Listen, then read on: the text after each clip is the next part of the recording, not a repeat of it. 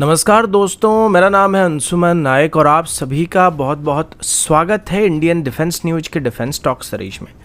जहां पर हम रोज नए नए डिफेंस अपडेट्स के बारे में बात करते हैं। तो चलिए देर न करते हुए आज की वीडियो शुरू करते हैं।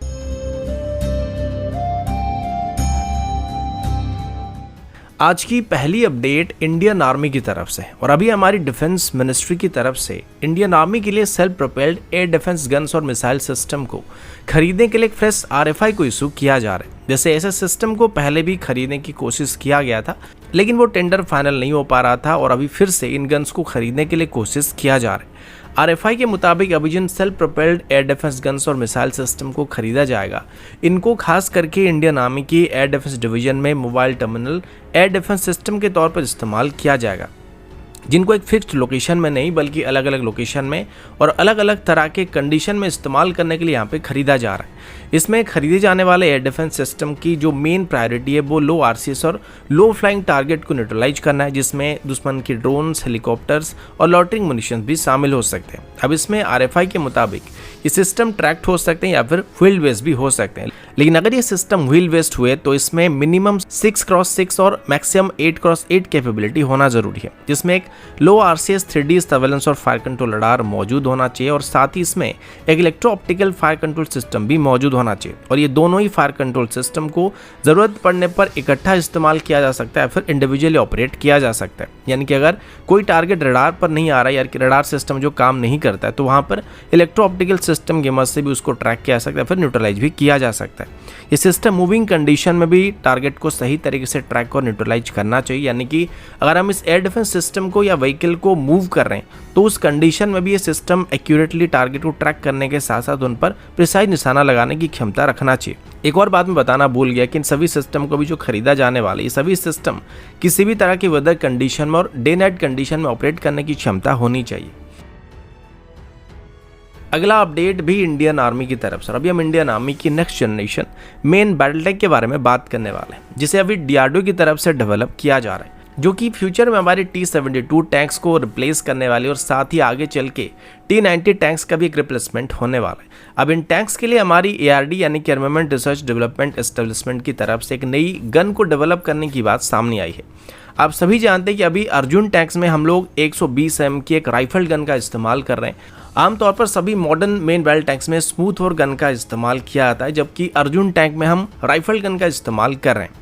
अब राइफल गन की खास बात यह कि इनकी एक्यूरेसी किसी भी स्मूथ वॉर गन के मुकाबले थोड़ा बेहतर होता है, लेकिन इनको जल्दी चेंज करना पड़ता है और इनको जल्दी मेंटेनेंस की ज़रूरत पड़ जाती है। इसी वजह से अभी हमारी next generation main battle tank के लिए ARD की तरफ से जिस नए गन को डेवलप किया जा रहा है, ये एक 120 mm का स्मूथ वॉर गन होने वाला है। इसमें काफ़ी सारे नए मॉडर्न सिस्टम भी इस्तेमाल होने वाले, जिसके बारे में अभी हम शॉर्ट में एक एक करके बात करने वाले हैं। सबसे पहले इसमें ऑटोनोमस टारगेट आइडेंटिफिकेशन और थ्रेट डिटेक्शन सिस्टम मौजूद होने वाली है, जो कि अपने आप ही दुश्मन को पहचान सकता है और एंगेज हो सकता है, जिससे हमारे टैंक्स के क्रू मेंबर्स की सिचुएशनल अवेयरनेस काफ़ी बेहतर रहने वाली है। इसके अलावा इन गन्स में एक इलेक्ट्रोमैकेनिकल स्टेबलाइजर का भी इस्तेमाल किया जाएगा, जो कि गन्स को एक्यूरेट फायरिंग करने में काफ़ी मदद करेगा, क्योंकि लड़ाई में जो सबसे पहले एक्यूरेट निशाना लगा पाता है उसकी जीत होने की चांसेस सबसे ज़्यादा बढ़ जाती है। और बैटलफील्ड में लगातार मूव करना पड़ता है, जिस वजह से मूविंग कंडीशन में जो टैंक बेहतर निशाना लगा पाएगा उसकी सर्वाइविलिटी उतना ही बेहतर हो जाएगा, क्योंकि अगर आप रुक जाएंगे तो आप दुश्मन के लिए ईजी टारगेट बन जाएंगे।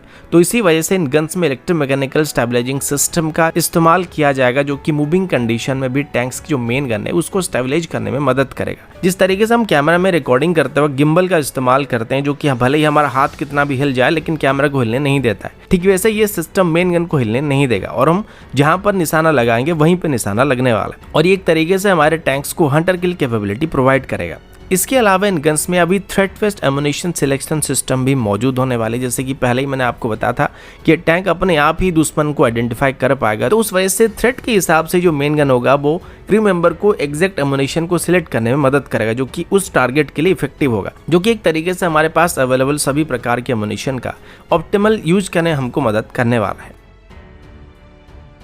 अगला अपडेट लॉइटरिंग मुनिशंस की तरफ से है। आप सभी को ये बात पता होगा कि आजकल की लड़ाई में लॉइटरिंग मुनिशन एक कॉस्ट इफेक्टिव और इफेक्टिव वेपन साबित हो रहे हैं, जिस वजह से हमारी आर्मी में अभी इनको धीरे धीरे करके इंडक्ट करने के बारे में विचार किया जा रहा है और इंडक्ट भी किया जा रहा है। इसी बीच पिछले साल डिफेंस एक्सपो के दौरान एक प्राइवेट सेक्टर कंपनी की तरफ से एक ट्यूब लॉन्च्ड लॉइटरिंग मुनिशन को डिस्प्ले किया गया था, जो कि एक कॉम्पैक्टेबल सिस्टम था और ये इतना कॉम्पैक्ट था कि इसको आसानी से एक सोल्जर की कॉम्बैट गियर में हम लोग रख के इस्तेमाल कर सकते हैं, फिर लेके जा सकते हैं। इसका वजन बस 7 kg था, लेकिन ये लगातार 1 घंटे तक उड़ान भर सकता है और लगातार करीब 30 किलोमीटर की डिस्टेंस को एक ही बार में कवर कर सकता है। कंपनी का यह दावा था कि हमारे फ्रंट लाइन सोल्जर्स के लिए एक इफेक्टिव वेपन साबित हो सकता है, जो कि नॉर्मल ग्राउंड बेस्ड टारगेट से लेकर यानी कि बंकर से लेकर टैंक्स तक को डिस्ट्रॉय कर सकता है। और इसमें अलग अलग तरह की वॉरेट को भी हम लोग इस्तेमाल कर सकते हैं और इसमें ज़रूरतों के हिसाब से हम लोग हाई एक्सप्लोजिव एंटी टैंक या थर्मोबैरिक वॉरेट का इस्तेमाल कर सकते हैं। अगर इसको हम लॉइटरिंग मुनिशन की तरह इस्तेमाल भी नहीं करना चाहे तो भी इसको हम लोग नॉर्मल सर्वेलेंस के लिए,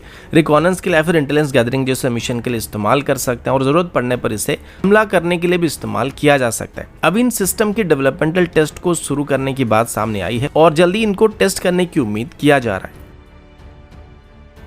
अगला अपडेट प्रोजेक्ट 75i की तरफ से, और अभी हमारी प्रोजेक्ट 75i के अंदर एक और कंटेंडर वापस पार्टिसिपेट करने वाला है। इनिशियली इंडियन नेवी की टर्म्स और कंडीशन की वजह से इस टेंडर में से स्पेन बाहर चला गया था, लेकिन रिसेंटली टेंडर्स की रूल्स और रेगुलेशन को थोड़ा इजी करने के बाद अभी स्पेन की नवंतिया ग्रुप की तरफ से अपनी S80 क्लास की सबमरीन को स्पेन की नई AIP सिस्टम के साथ भारत को ऑफर करने की बात की गई है। S80 क्लास की सबमरीन करीब 3000 टन की डिस्प्लेसमेंट के साथ आने वाले, जो कि इंडियन नेवी की स्टैंडर्ड रिक्वायरमेंट को पूरा कर सकते हैं, लेकिन इसके साथ ही अभी स्पेन की तरफ से भारत को अपनी बेस्ट AIP सिस्टम यानी कि बायो इथेनॉल स्टेल्थ टेक्नोलॉजी वाली AIP सिस्टम को ऑफर करने की बात की गई है। नवंतिया ग्रुप का यह भी कहना है कि ये AIP सिस्टम भारत की DRDO की तरफ से डेवलप किए गए fuel cell based AIP system के मुकाबले भी काफ़ी बेहतर होने वाला है। इसमें एक बायो इथेनॉल रिफॉर्मर का इस्तेमाल किया जाता है, जो कि इथेनॉल से हाइड्रोजन को जनरेट करने में मदद करता है और इसको बाद में फ्यूल सेल को चार्ज करने के लिए इस्तेमाल किया जाता है। नवंतिया ग्रुप के मुताबिक उनकी AIP सिस्टम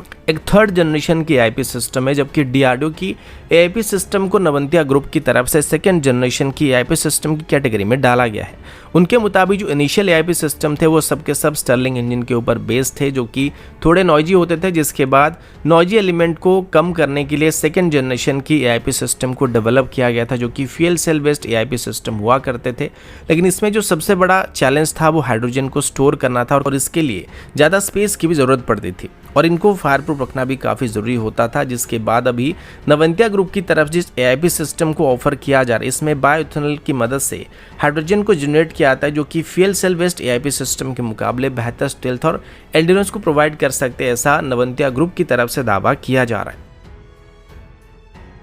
अगला अपडेट F-35 को लेके, 1-2 दिन पहले इंडियन एयरफोर्स की फॉर्मर एयर मार्शल की तरफ से यह स्टेटमेंट दिया गया था कि अभी बदलती हुई हालात को देखते हुए और खास करके चाइना को काउंटर करने के लिए भारत को कोई foreign origin 5th generation fighter jet को हासिल करने की कोशिश करना चाहिए, क्योंकि आने वाले 10 से 15 सालों के बीच हम हमारी 5th जनरेशन फाइटर जेट यानी कि MCA को तैयार नहीं कर सकते। तो उसकी जगह को भरपाई करने के लिए यानी कि इस 10 से 15 साल के अंदर हमको एक 5th जनरेशन एयरक्राफ्ट को अपनी सर्विस में इंडक्ट करना चाहिए और उनका डायरेक्ट हिंट यहाँ पे F-35 की तरफ था।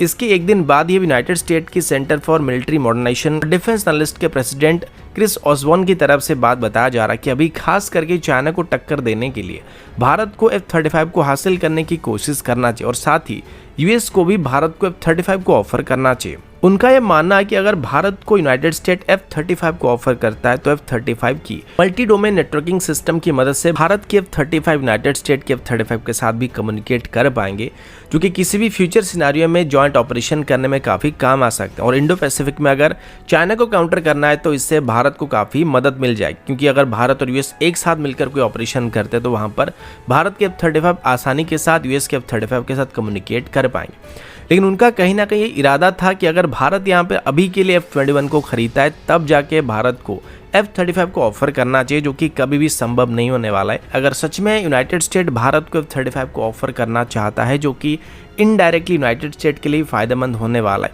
तो उसे डायरेक्टली भारत को F-35 को ऑफर करना चाहिए, क्योंकि अगर भारत के पास F-35 मौजूद रहेगा तो चाइना कभी भी साउथ ईस्ट एशिया के रीजन में और इंडो पैसिफिक रीजन में एयर सुपीरियरिटी को मेंटेन नहीं कर पाएगा। क्योंकि अगर भारत F-35 को एक्वायर करता है तो उसमें हम मिट्योर मिसाइल को आसानी से इस्तेमाल कर सकते हैं, जो कि M120D के मुकाबले हमको बेहतर रेंज और नो एस्केप जोन को प्रोवाइड कर सकता है। और ये चाइनीज PL-15 के मुकाबले और चाइनीज J-20 को काउंटर करने के लिए बहुत ही खतरनाक कॉम्बिनेशन साबित हो सकता है। तो अगर यूनाइटेड स्टेट को F-35 को भारत को ऑफर करना है तो वो डायरेक्टली इसको भारत को ऑफर कर सकते हैं, ना कि F-21 को खरीदने के लिए भारत के साथ जबरदस्ती करने की कोशिश कर सकते हैं। तो दोस्तों अभी के लिए इतना ही, मिलता हूं आपसे अगले वीडियो में, तब तक के लिए जय हिंद, वंदे मातरम।